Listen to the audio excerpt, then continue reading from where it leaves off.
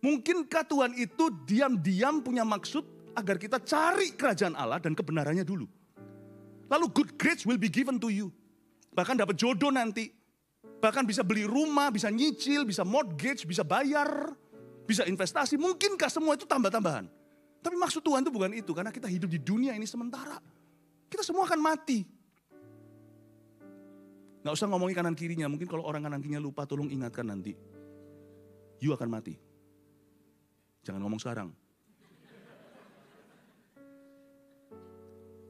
Apakah kita mau datang ke sorga suatu hari tangan hampa? Atau karena kita tahu kalau dunia ini membutuhkan Injil.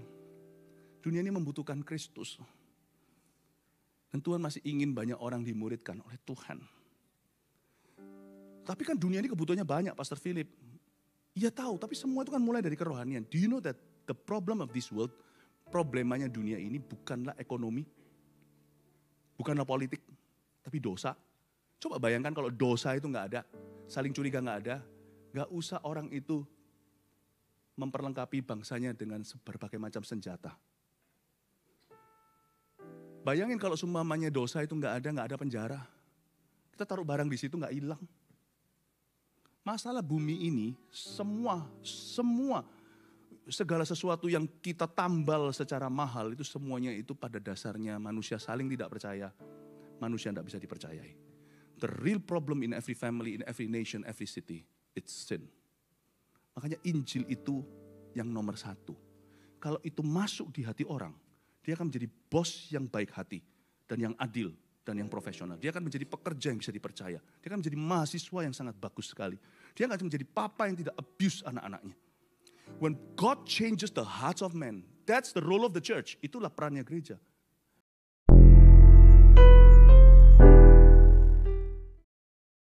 Pakailah hidupku sebagai alatmu. Mari kita buka sama-sama Matius pasal 14 ayat 13-21. Kita akan belajar firman. Terakhir saya kasih rangkuman supaya Anda pulang membawa catatan. Ya, saya agak bukan pilek tapi kayaknya ada Poland di sini katanya ya. Saya kira Poland itu ada di Eropa sebelahnya Hungary. Itu Polandia ya. A little bit of very bad dad joke. You get it? You don't get it? Okay, it's okay. So even my wife didn't get it ya. Pakailah hidupku sebagai alatmu. Kita baca Matius 14 ayat 13-21. Yesus memberi makan 5.000 orang. Setelah Yesus mendengar berita itu, menyingkirlah ia dari situ. Dan hendak mengasingkan diri dengan perahu ke tempat yang sunyi. Tetapi orang banyak mendengarnya dan mengikuti dia dengan mengambil jalan darat dari kota-kota mereka. Ketika Yesus mendarat, ia melihat orang banyak yang besar jumlahnya. Maka tergeraklah hatinya oleh belas kasihan kepada mereka dan ia menyembuhkan mereka yang sakit. Menjelang malam, murid-muridnya datang kepadanya dan berkata, tempat ini sunyi dan hari sudah mulai malam. Suruhlah orang banyak itu pergi supaya mereka dapat membeli makanan di desa-desa. Tetapi Yesus berkata kepada mereka, tidak perlu mereka pergi, kamu harus memberi mereka makan. Jawab mereka, yang ada pada kami di sini hanya 5 roti dan 2 ikan. Yesus berkata, bawalah kemari kepadaku. Lalu disuruhnya orang banyak itu duduk di rumput. Dan setelah diambilnya 5 roti dan 2 ikan itu, Yesus menengadah ke langit dan mengucap berkat. Lalu memecah-mecahkan roti itu dan memberikannya kepada murid-muridnya. Lalu murid-muridnya membagi-bagikannya kepada orang banyak. Dan mereka semuanya makan sampai kenyang. Kemudian orang mengumpulkan potongan-potongan roti yang sisa, 12 bakul penuh. Yang ikut makan kira-kira 5.000 laki-laki, tidak termasuk perempuan dan anak-anak. Pakailah hidupku sebagai alatmu. Salah satu doa yang paling menggentarkan sorga dan ditakuti neraka adalah Tuhan, pakailah saya. Really, kalau doanya please bless me, everybody. Setiap orang mendoakan itu. Termasuk orang-orang yang menyembah berhala alias pesugihan. Berkati aku, semua orang bisa. Tapi pakailah hidupku, nah itu enggak semua orang. Dan doa itu benar-benar menggentarkan hati Tuhan. Bapa akan melihat orang itu kok mirip sama seseorang yang ku tahu ya, yang ku kenal. Putraku sendiri, Yesus Kristus. For God so loved the world, karena Tuhan begitu besar kasihnya akan dunia, dia mengutus anaknya. Dan karena begitu besar kasih Allah akan dunia ini, kasihnya tidak berubah, dia membangkitkan Anda. Setelah Yesus mati, dia bangkitkan kau dan aku. Untuk membawa Injil itu. Untuk memuridkan everybody. Instead of daripada berkata touch me jamah aku. Tapi jamahlah orang lain melalui diriku, otomatis kita terjamah juga. Tapi hidup kita bukan untuk diri sendiri. Hidupku bukannya aku lagi, tapi Yesus dalamku. Hidupku bukannya aku lagi, tapi Yesus dalamku. Lagu sekolah minggu. Yesus hidup dalamku. Nah, hidupku bukannya aku lagi, tapi Yesus di dalamku. Kalau kita hidup untuk orang lain, Tuhan hidup di dalam kita. Dan iman kita akan semakin hidup. Mari kita sekarang lihat ayat ini, saya akan bahas ayat per ayat. Ayat yang ke-13, setelah Yesus mendengar berita itu. Coba bisa tanya kanan kirinya, berita apa? Nah, kita kan belum baca cerita sebelumnya. Setelah Yesus mendengar berita apa, sampai-sampai Yesus menyingkir dari sana. Lalu dia mengasingkan diri dengan perahu ke tempat yang sunyi, Yesus berduka. Yesus dengar berita apa? Saya kasih sedikit bocoran. Yesus mendengar bahwa Yohanes Pembaptis dibunuh. Yesus berduka cita. Yesus berkabung, pergi ke tempat sunyi. Dia duduk sendiri dan sedih. Untuk setiap gereja yang untuk setiap gereja yang tutup selama masa pandemi misalnya, untuk setiap gereja yang pecah, Yesus berduka. Dan untuk setiap hamba Tuhan yang jatuh, meskipun yang nyinyir pasti banyak, di dunia ini full of haters, Yesus sedih. Dan untuk setiap orang Kristen yang mundur, hati Yesus merasa sangat-sangat down sekali. Setelah Yesus mendengar berita-berita itu, dia menyingkir. Dia mengasingkan diri dengan perahu ke tempat yang sunyi.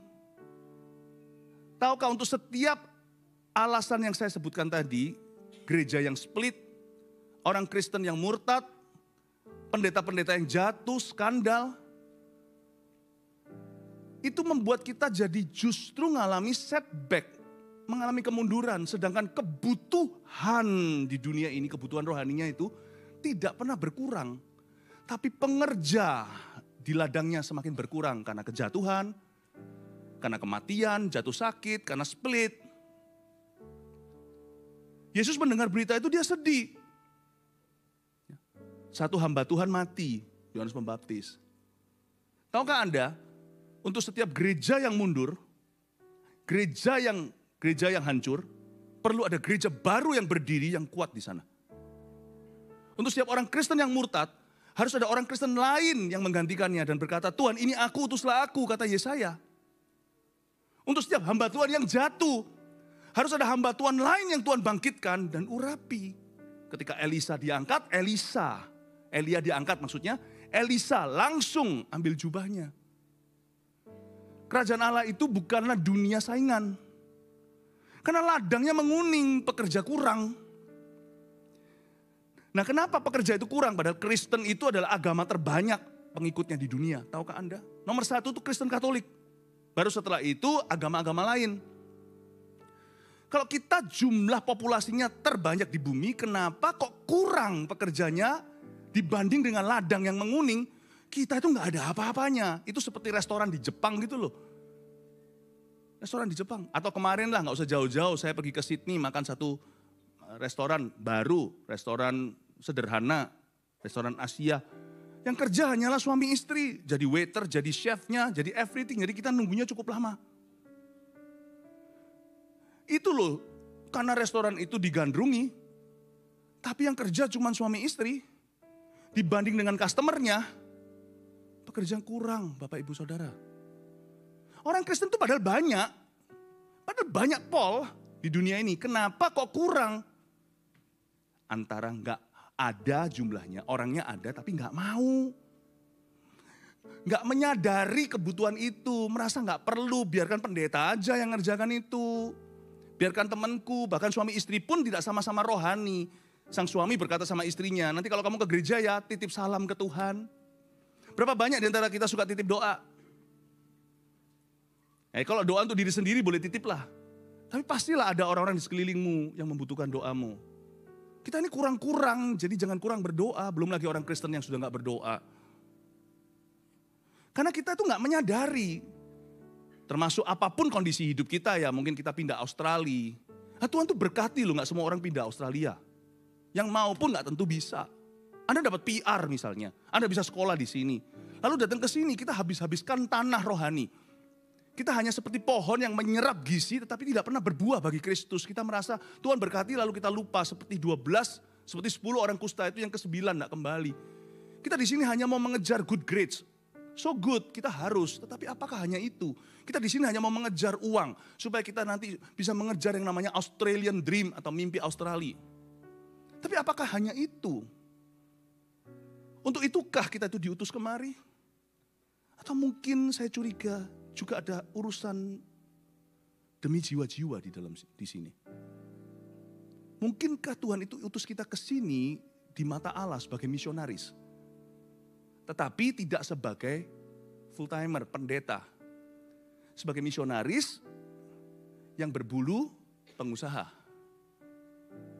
Misionaris yang berjubah profesional. Anda kerja di mana? Misionaris yang berpakaian mahasiswa. Mungkinkah Tuhan itu diam-diam punya maksud agar kita cari kerajaan Allah dan kebenarannya dulu. Lalu good grades will be given to you. Bahkan dapat jodoh nanti. Bahkan bisa beli rumah, bisa nyicil, bisa mortgage, bisa bayar, bisa investasi. Mungkinkah semua itu tambah-tambahan?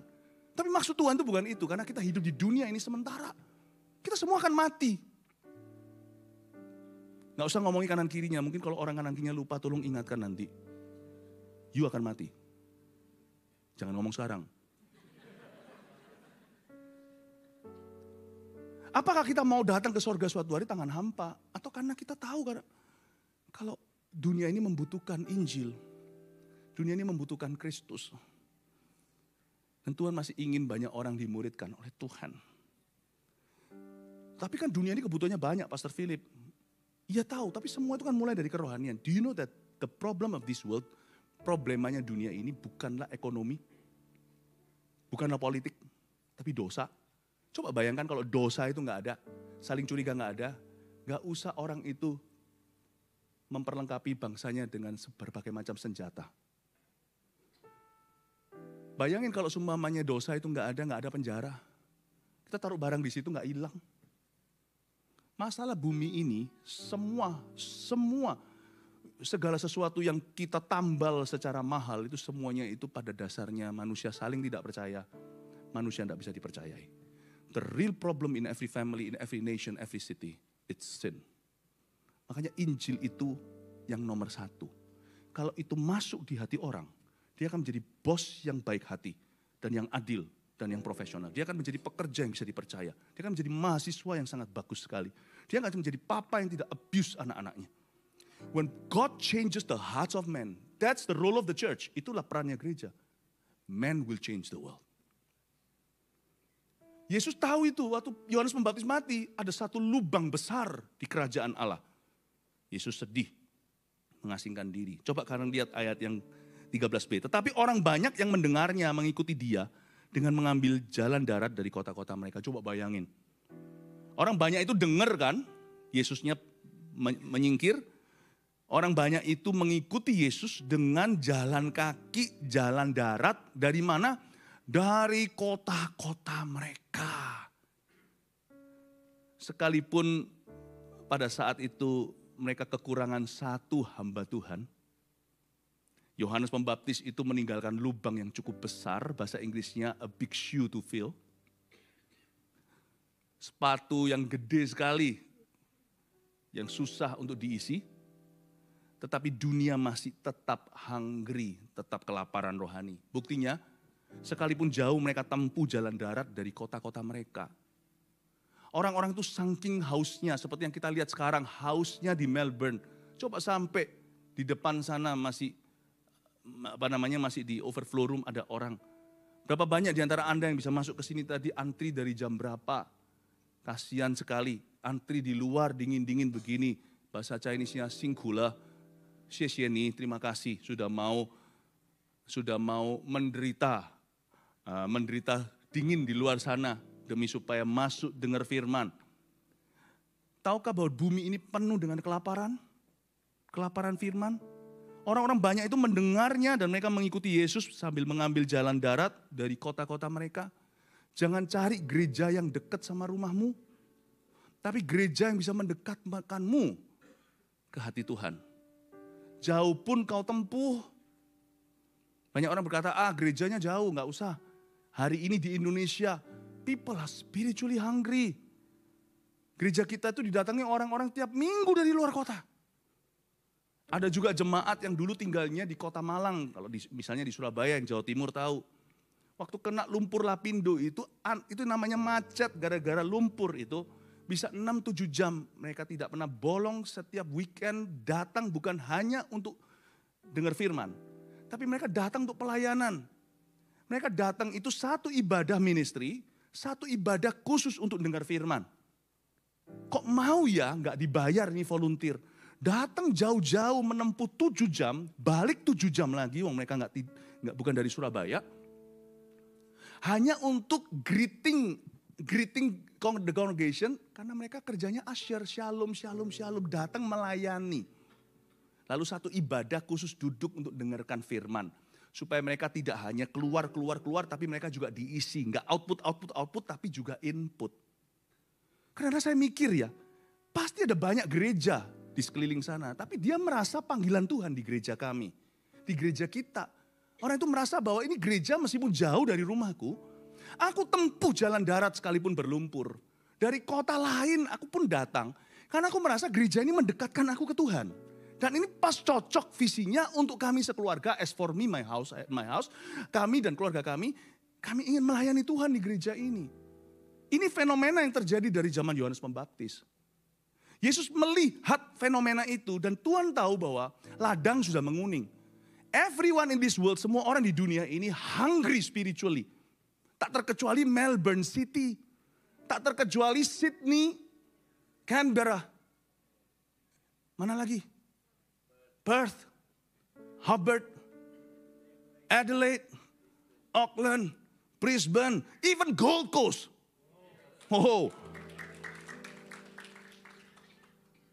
Di mana kau ketemu orang, di situ orang itu butuh Tuhan. People need the Lord. People need the Lord. At the end of broken dreams, people need the Lord. Di mana kau temukan manusia, mereka butuh Yesus. So I want you to see that as a fact sebagai realita. Nah sekarang pertanyaannya, Anda melihat dirimu sendiri sebagai apa dalam kebutuhan dunia tersebut? Beranikah Anda berkata seperti Yesaya, oke Tuhan, aku pun butuh Engkau, tapi aku mau melayani lebih dulu. Pakailah aku Tuhan. Saya hari ini diberi Tuhan karunia untuk berkhotbah.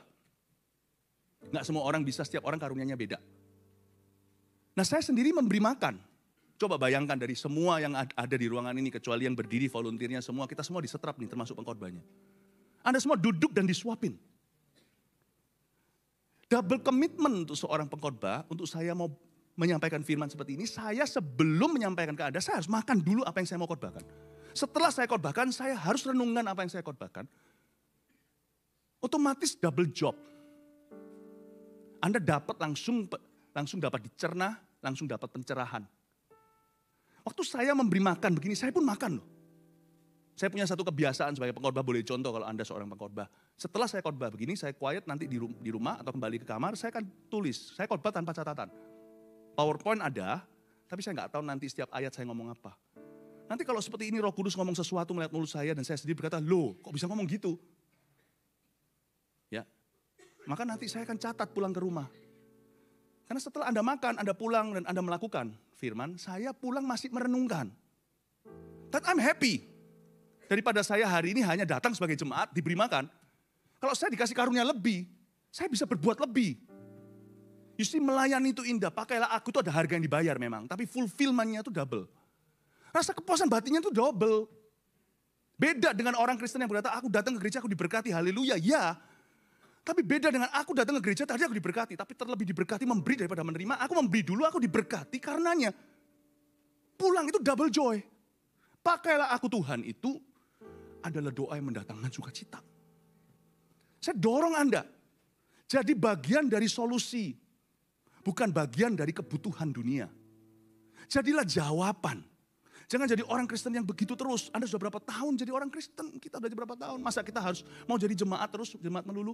Apapun harganya untuk kita bisa naik pangkat. Bukan sebagai posisi, tapi sebagai fungsi untuk kita bisa melayani. Lakukan di gereja kita. Tidak segampang itu orang bisa langsung melayani. Mereka harus mengikuti kelas seperti namanya My Spiritual Journey 1. Siapa yang sudah ikut MSJ 1? Angkat tangan, puji Tuhan. Ya, Pastor Robin pun, gembala regional, dulu mengikutinya. Lalu nanti mau pelayanan apa lagi, tambah lagi peluru MSJ 2 siapa sudah? Haleluya. Nanti kalau sudah mau jadi CG leader, ya harus ikut tentunya aktif secara di dalam kehidupan CG. Tapi nanti akan ada pelatihannya. Training kita itu bukanlah birokrasi, tapi semua training kita itu materi. Itu memperkaya banget. Saya dorong Pastor Ahau, Pastor Henry, dan Pastor Robin yang membawai seluruh Australia dan New Zealand untuk adakan MSJ. Nanti bicara dengan pusatnya di Surabaya Barat.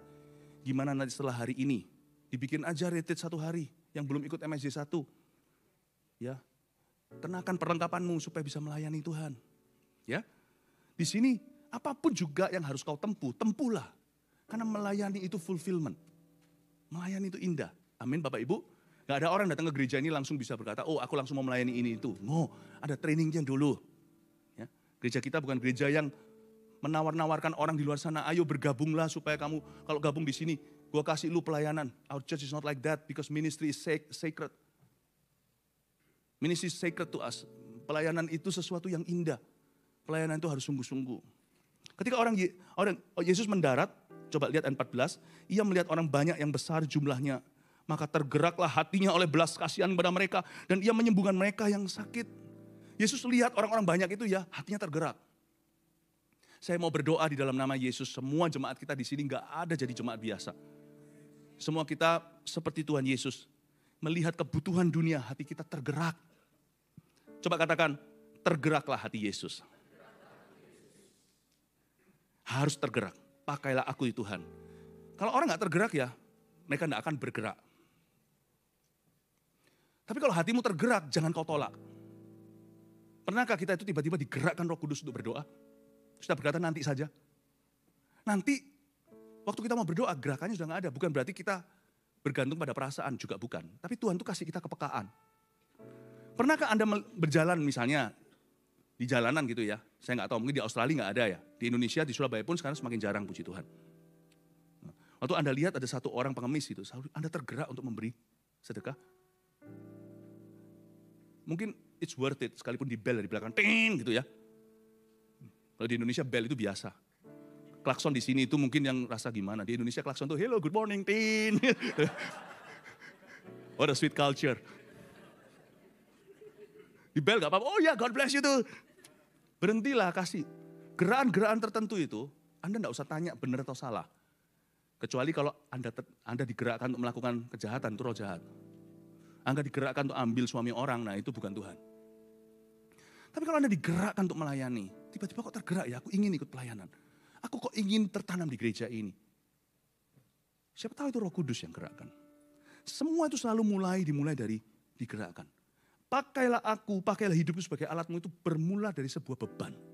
Di hati itu timbul kesadaran. Tiba-tiba seperti tergerak. Kalau Anda tergerak, Tuhan akan memakaimu. Saya suatu hari digerakkan untuk telepon teman saya. Saya telepon dia, ternyata dia memang sedang butuh. Dia lagi sedih, lagi berdoa, Tuhan adakah orang yang peduli? Kalau saya nggak telepon dia, wah, paling-paling kalau saya telepon dia ternyata saya rasa tergerak itu hanyalah perasaan saya, bukan Tuhan. Ya nggak apa-apa lah. There's nothing wrong with saying hi kan. Tapi kalau Anda digerakkan, jangan ambil risiko. Siapa tahu itu Tuhan. Semua pelayanan selalu dimulai dari gerakan hati. Kalau orang tidak tergerak, mana bisa kita paksa. Misalnya suatu hari ada satu altar call panggilan ke depan. Siapa yang mau terima Tuhan? Orang itu sudah dari dulu kepingin kenal Yesus. Waktu dia digerakkan hatinya, pendeta itu berkata, majulah. Dia berkata, nggak apa-apa, ntar aja. Loh, Roh Kudus sedang bekerja. Ntar itu nggak tentu sama pekerjaan Roh Kudus. Setelah selesai acara itu, siapa tahu sesuatu terjadi dan dia nggak bisa terima Tuhan lagi. You know when God moves your heart, move your feet. When God moves your heart and move your hands. When God moves your heart and move your life. Kalau Tuhan menggerakkan hatimu, bergeraklah ke situ. Amin Bapak Ibu Saudara. Belajar taat, belajar peka. Katakan kanan kirinya belajar taat, belajar peka. Tapi ya murid-murid ini gak tergerak. Coba lihat ya. Kita lihat ayat 15. Menjelang malam murid-murid Tuhan datang kepadanya dan berkata, tempat ini sunyi dan hari sudah mulai malam. Suruhlah orang banyak itu pergi supaya mereka dapat membeli makanan di desa-desa. Ini sih Cengli, orang Hokian bilang begitu. Ini sih masuk akal. Lah dia lihat 5.000 laki-laki itu belum perempuan dan anak. Kemungkinan itu 10-20 ribu orang itu easily. Saya rasa Cengli sekali. Kalau ikut Tuhan tuh jangan cari Cengli. Karena cari Cengli namanya mau cari apa yang fair. Kadang-kadang justice, keadilan Tuhan itu bukan apa yang fair bagi manusia. Hari itu murid-murid melihat 5.000 orang-orang laki-laki, belum lagi perempuan, istri dan anak. Dan waktu mereka itu sudah malam, lalu mereka semua kelaparan. Ya, saya tahu itu gak mudah, kemarin kami KKR di Jayapura. Itu yang datang membludak. Gedung dalam itu bisa hanya 8-9 ribu, itu keisi 10 ribu, luar itu 6 ribu, overflow-nya itu 6 ribu. 16 ribu. Yang penyesalan kami terbesar adalah, aduh tahu gitu tak sediain makan semuanya. Kasihan karena banyak mereka itu melalui hutan, naik truk, literally harafiah, naik truk beneran. Itu kayak, ya sudah di sana jejel-jejel begitu, berjubel-jubel. Nah itu pulang kan masuk angin. Jadi murid-murid itu sebenarnya punya hati yang bagus, ngomong gini sama Yesus. Tuhan, ini udah mulai malam loh, suruh mereka pulang. Ini orang-orang saking hausnya, seperti orang di Jayapura. Itu selesai ibadah masih ada 10 lagu, mereka gak pernah let Redo go. Itu pemimpin kita, worship leader, more. Akhirnya sungguhan kami dulu yang nyerah, mereka di lobby itu masih nari-nari begitu loh. Gak ada lagu, gak ada pemimpinnya, gak ada WL-nya. Udah di reception, di lobby atau sudah di luar, udah di luarnya stadion itu. Mereka masih nari-nari, muter-muter sendiri gak ada pemimpinnya. Benar-benar seperti di Africa of Indonesia. Mereka dancing sekali semuanya. Aduh, udah malam ini, suruh mereka pergi. Kan mereka nanti lewat hutan. Suruh mereka pulang. Lalu suruh mereka beli makanan di desa-desa.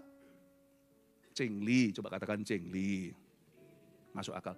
Yesus itu gak tentu harus masuk akalmu. Kita melihat kebutuhan besar, kita berkata, what can I do?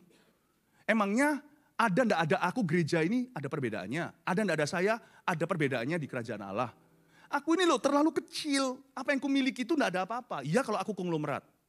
Siapa bilang Tuhan maunya pakai konglomerat? Tuhan pakai orang yang hatinya melarat di hadapan Tuhan. Berbahagialah orang miskin di hadapanku itu termasuk orang melarat secara materi atau konglomerat secara material. Hati kita itu kalau mau baru Tuhan pakai. Jadi jangan kita banggakan banyak yang kita miliki, jangan minder sedikit yang kita punya. Tuhan tuh gak memakai kita berdasarkan apa yang kita miliki. Tapi berdasarkan hati, kalau hati kita tergerak. Dan kita berani melihat diri kita itu sebagai bagian dari jawaban Tuhan. Baru Tuhan akan memakai hidup kita.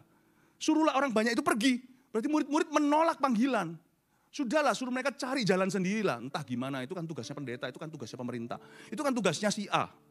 Suruh mereka pergi. Mereka suruh beli makanan sendiri-sendiri di desa-desa. Lalu Tuhan berkata sesuatu yang sangat-sangat gak masuk akal. Dia berkata ayat 16, tapi Yesus berkata kepada mereka, tidak perlu mereka pergi. Oke, murid-muridnya terbelalak, saya bisa bayangkan ini kalau didramakan. Ini bisa didramatisasi. Oke, tidak perlu mereka pergi. Kamu harus memberi mereka makan. Langsung mereka semaput, langsung pingsan mendengar kata-kata Yesus itu. Ini orang yang pakai logika tahu. Kalau sekarang yang makan itu 20.000, berapa duit untuk isi perut mereka? Tidak perlu mereka pergi kata Yesus. Kamu harus, coba katakan kamu harus. Ngomong kanan kirinya sekarang boleh, kamu harus. Tahu kamu harus. Ini otomatis yang jadi murid Yesus berhak ngamuk. Dari tergerak, sekarang mulai muak. Biasa ya, orang itu tergerak ya. Setelah tergerak, dia melakukan hal tersebut sesuai gerakan Roh Kudus di hatinya. Kalau dia nggak jaga hati ya, lama-lama dia mulai merasa berhak. Dari tergerak, merasa berhak. Lalu dia mulai yang punya namanya bahasa Inggrisnya spirit of entitlement atau perasaan aku berhak diperlakukan dengan cara tertentu, aku berhak untuk dimengerti, aku berhak untuk dihargai, aku berhak juga untuk diapresiasi dan orang harus paham lah. Saya jadi ingat kata-kata seorang hamba Tuhan. Bebaskan aku dalam pelayanan Tuhan. Bebaskan aku dari kebutuhan keinginan untuk dimengerti, dihargai, diakui. Pelayanan itu harus murni, bukan untuk dihargai, diakui. Atau untuk bahkan dipahami. Orang itu bermula tergerak karena Kristus. Tapi lama-lama kalau dia tidak jaga hati, dia mulai merasa berhak. Dari merasa berhak, dia mulai bisa komentar tentang orang lain. Loh kok enak? Tadinya mulainya tergerak. Sekarang sudah di level, loh kok enak? Aku melayani, bahasa Surabaya, soro-soro begini. Mati-matian. Kamu cuma datang langsung makan. Saya ngerti itu, waktu dulu saya dilatih sama Tuhan. Saya nggak mulai langsung membunuh Goliat. Saya bermula dengan menggembalakan mbek-mbek 1-2. Dan mungkin makan ampas mereka. Saya ingat waktu saya pertama kali barusan lahir baru, saya masuk seminari. Puji Tuhan, training saya itu dari bawah. Saya dengan teman saya dulu itu bagian FOH di belakang sana. Saya bagian OHP zaman dulu mungkin anak-anak Gen Z nggak ngerti OHP. Apa itu OHP? Ya, OHP itu loh, nggak seperti ini sekarang LED. Dulu itu ditutup kertas gitu loh. Oh betapa dalamnya, turun satu bait lagi, turun lagi bawah satu. Oh betapa lebarnya. Kalau orangnya ngantuk, tertutup. Oh betapa dalamnya. Orang nggak ngerti. Saya yang bagian itu satu, lalu di sana sound system, gulung-gulung kabel. Saya volunteer. Saya volunteer di rumah bapakku, di rumah ayahku, aku makan kenyang-kenyang. Di gereja itu sore-sore, 3:30 ibadah. Dulu itu di Kanada lebih dingin dari Australia. Saya itu umur 18, waktu itu baru bertobat. Umur 18 itu kami itu jurang maut sini, tahu mau jurang maut. Makan itu tiada henti-henti dan tidak pernah bisa kenyang. 3:30 selesai semuanya, itu cuma datang teman-teman saya datang semuanya, datang selesai. Udah mereka semuanya, saya selesai sama Iwan masih harus gulung-gulung kabel, kembalikan itu loh Roland ini loh dulu piano, tapi yang gak segini, yang gede, sis yang besar. Saya angkat sendiri, saya pikirannya sudah soto, rawon. Karena tante-tante di gereja udah masakin makanan hangat. Saya kepingin makan itu. Sampai sudah masuk semuanya. Wan, sudah selesai. Udah, ayo lari. Kita lari sprinting secepat-cepatnya. Pergi ke ruang di depan 116. Saya pergi ke kafetaria, lari dengan Iwan. Sampai di sana, soto sudah sat. Saya lihat teman saya sana, udah tambah 2 mangkuk. Saya bilang, guys, come on lah. Sisain kami, saya dan Iwan. Iwan gak apa-apa, lu gak usah sisain. Dia udah umur 25. Saya 18 masih pertumbuhan. Nanti kalau saya tumbuhnya jelek gimana? Nggak dikasih makan. Hati saya mulai nggak dijaga. Aku sama kamu sama haknya loh di sini. Aku juga sama-sama memberi persembahan. Saya ingat kalau saya memberi persembahan dulu ya. Persembahan persepuluhan bukan sesuatu paksaan buat saya. Saya dulu itu misalnya omong kosong ya. Misalnya $100.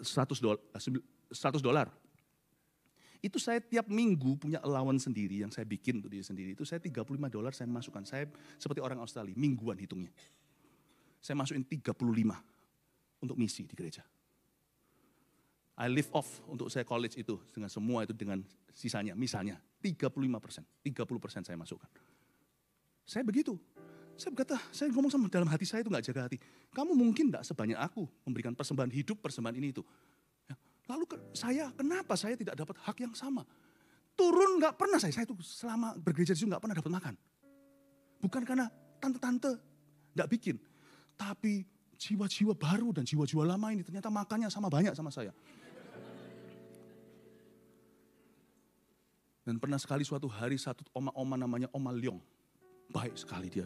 Philip, kamu gak dapat makanan lagi. Besok oma akan tambah lebih banyak minggu depan supaya kamu kebagian ya. Oke oma, minggu depan juga tetap habis. Jadi benar-benar teman-teman saya semua anak-anak muda itu semuanya memang tidak ada tumpuan jurang itu.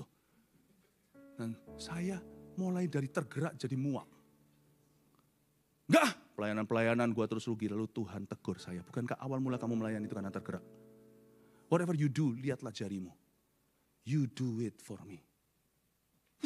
Saya tuh kayak ditampar sama Roh Kudus.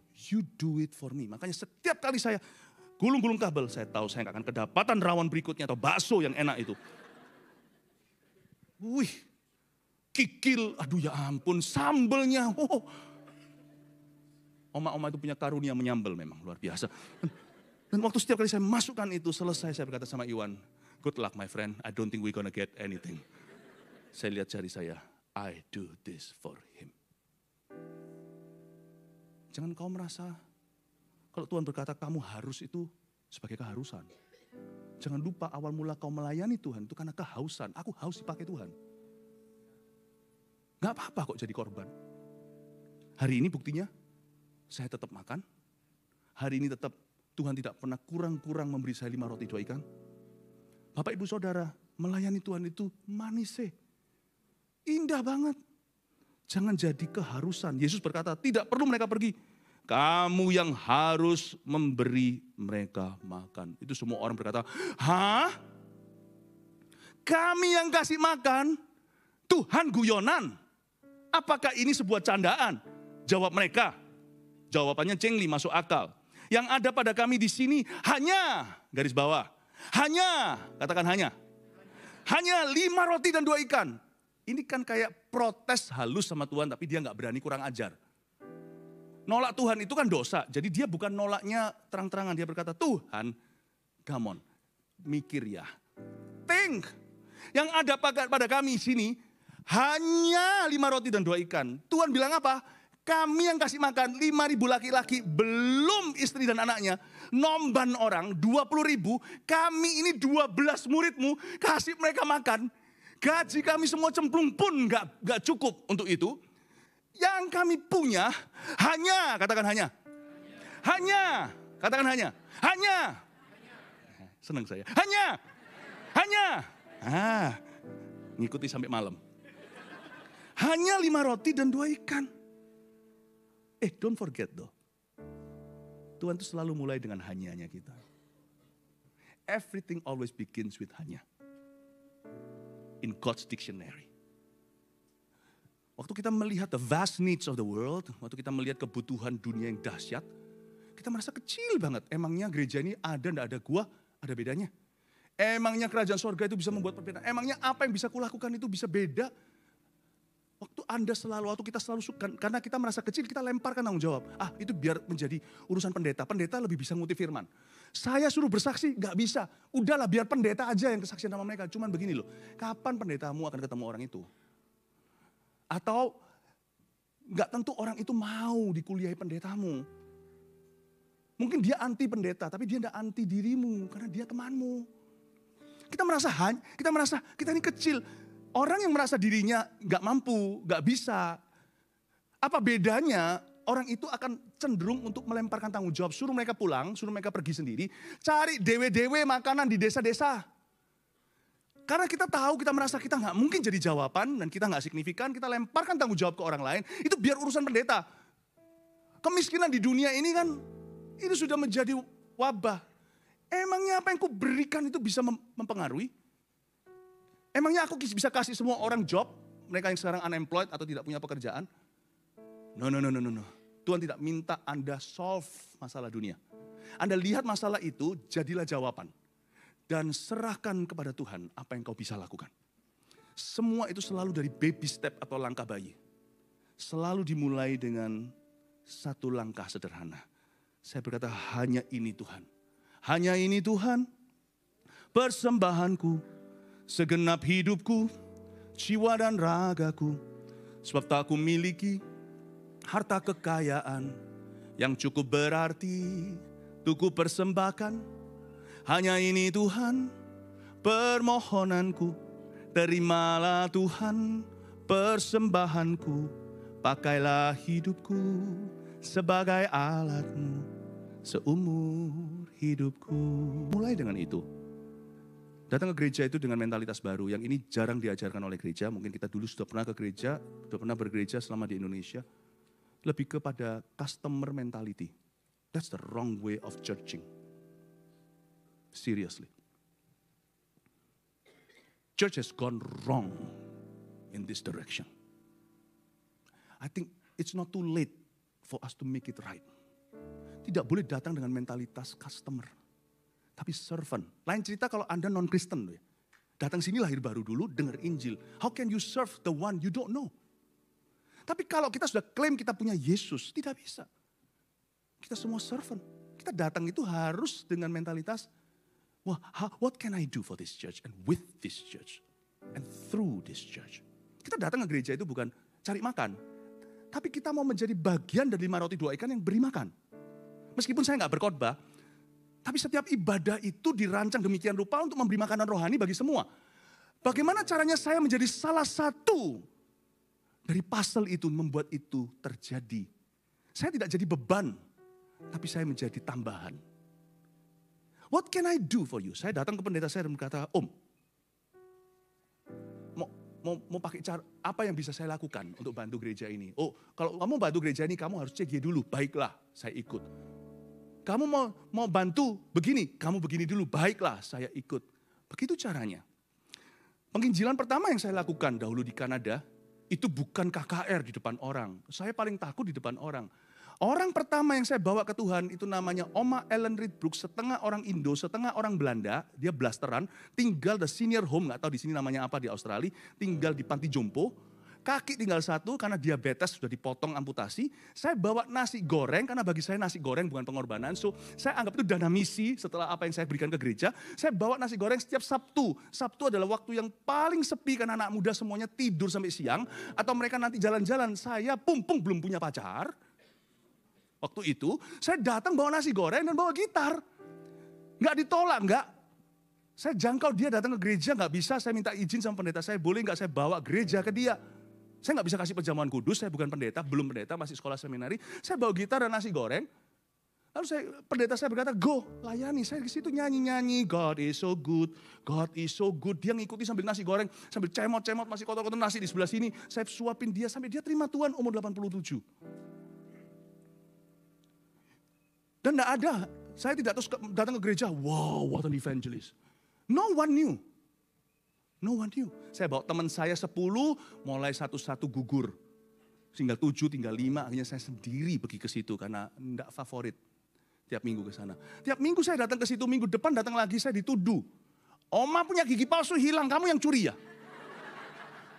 Nih, Oma gigiku masih asli.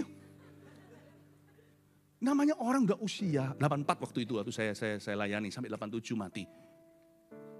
Itu tiap minggu saya dituduh sesuatu, hilang ini, hilang itu. Suatu hari saya baptiskan karena saya sudah mau lulus sekolah, mau lulus kuliah, sudah mau jadi pendeta. Pendeta saya izinkan saya, kamu baptis saja karena saya enggak bisa, Om enggak bisa ke sana. Saya ambil, saya enggak bisa, berat sekali, itu berat. Orang tulangnya tulang orang Caucasian, orang gede. Masukin nggak bisa, dan dia nggak boleh diangkat, angkat bisa patah. Jadi akhirnya saya doakan dia, kasih air, saya doakan dia. Setelah saya doakan minggu depan berkata, Oma nggak mau Kristen.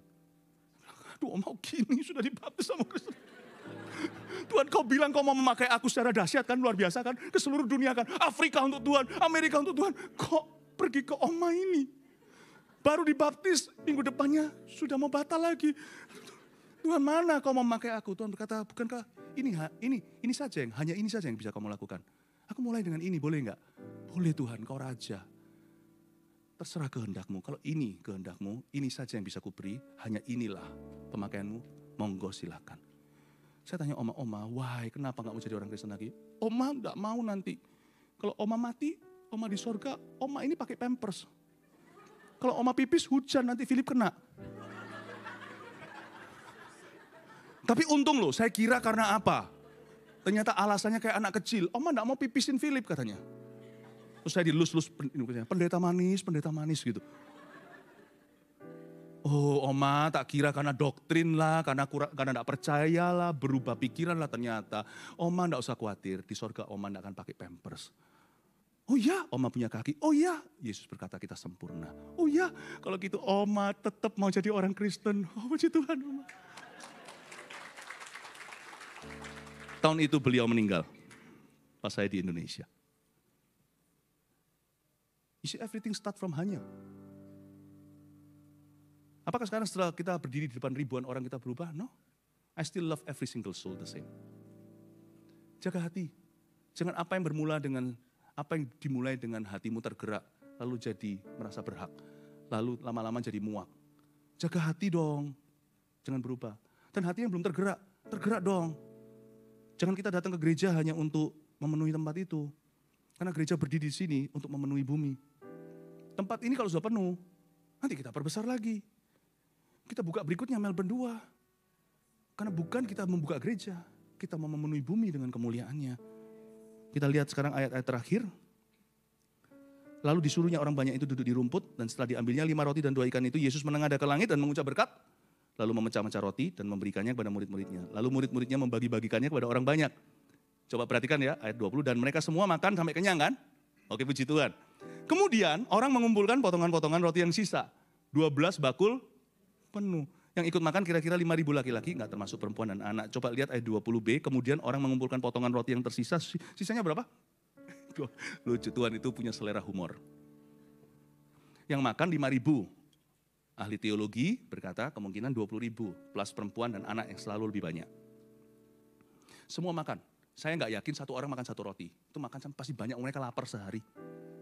Itu rotinya Israel itu loh yang bisa dirobek-robek itu loh. Ya, makan gitu, pasti dimakan dengan ikannya.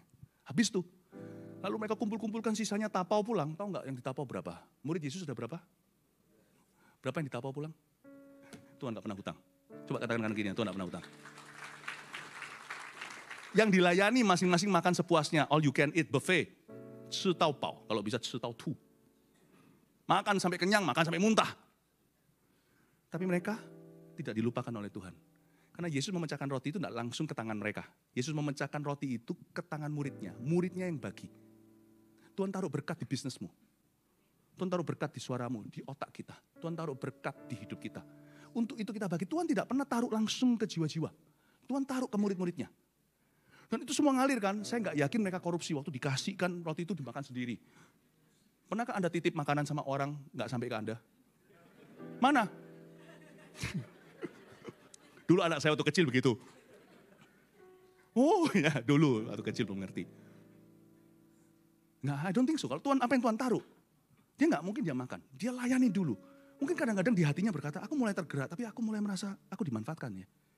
Dia mulai mikir, aku kok dimanfaatkan ya? Kok terus yang keluar begini, kok aku dimanfaatkan ya?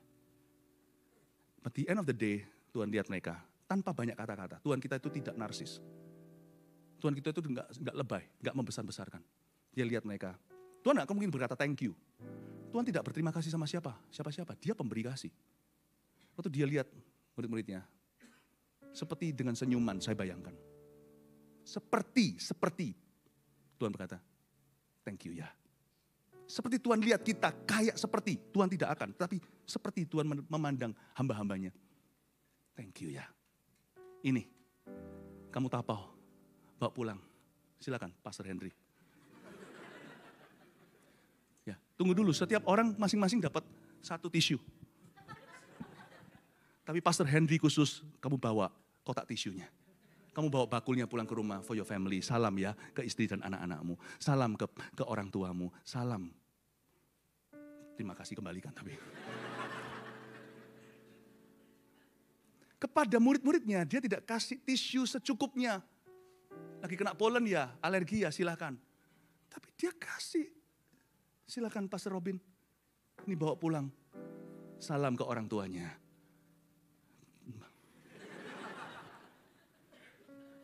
Do you know God's heart? Dia nggak utang. Kalau yang makan di restoran Anda itu pemulung keluar gitu ya sudahlah. Jangan digebukin percuma. Jadikan amal sosial. Tapi kalau yang makan di sana itu seorang pangeran. Yang punya oil di Middle East atau Timur Tengah. Lupa bawa dompet. Aduh sorry. Atau mungkin hanya menguji. Keluar, menurut saya gak apa-apa. Glorinya terlalu gede untuk utang sama depot seperti yang kau miliki. His glory is too big to owe anything to you. Kemuliaan raja itu terlalu gede egonya untuk hutang sama kita sampah-sampah ini. Jadi kalau Tuhan seorang berhutang budi, kalau saya punya depot restoran itu, silakan Pak, gak usah bayar, it's on the house. Jangan kaget nanti, tempat itu dia memang gak bayar bill per mil, tapi Anda punya mortgage tiba-tiba ditutup. Tiba-tiba orang yang berkata, ini sudah milikmu. Kapan milik? Ini kuncinya. Hah? Aku kan masih nyicil, ini kan masih lease. Sudah. There's this big boss from Saudi, just bought this place and said to me, give the key to you. Everything shall be added unto you. Saya tidak ngomong tentang materi atau uang, saya bicara tentang glory. Hari itu 12 bakul, emangnya itu bukan sengaja. 12 murid Yesus itu yang lelah-lelah. Masing-masing bawa bakul pulang ke rumah. Mama, papa, ini roti dari Tuhan Yesus, kirim salam. Wow, semua mereka kenyang. Murid-murid itu pulang. Membawa covenant Tuhan untuk keluarganya. Tuhan tidak pernah hutang sama siapa-siapa. Selesai? 3 poin ini tulis di HP Anda. Ya, atau di foto silakan. Pakailah hidupku sebagai alatmu, nomor 1. Tuhan itu selalu geraknya begini, kerjanya gini. Siapa yang tergerak, Tuhan akan memakainya. Selalu mulai dengan ini. Siapa yang tergerak? Tuhan gak minta Anda mampu dulu. Atau punya sesuatu. Siapa yang tergerak, Tuhan yang pakai. Udah gitu aja. 2, Tuhan selalu mulai dengan hanya ini yang kita miliki. Jadi jangan ada yang berkata, aku gak bisa berbuat apa-apa. We all have something to give to the Lord. 3, munculkan Tuhan tidak akan berutang budi kepada siapa-siapa.